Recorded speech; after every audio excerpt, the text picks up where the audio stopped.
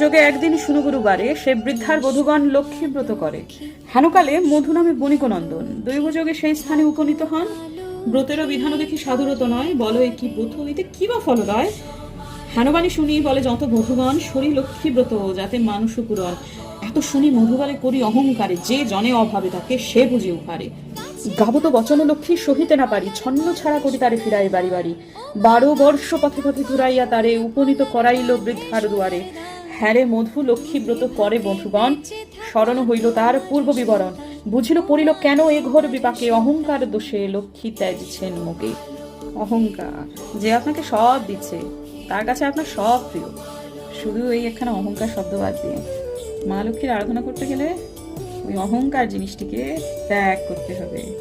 তাহলে আপনি যদি 200 পাওয়ার যোগ্য থাকেন, উনি আপনাকে 2000 দেবেন। জয় মা লক্ষ্মী।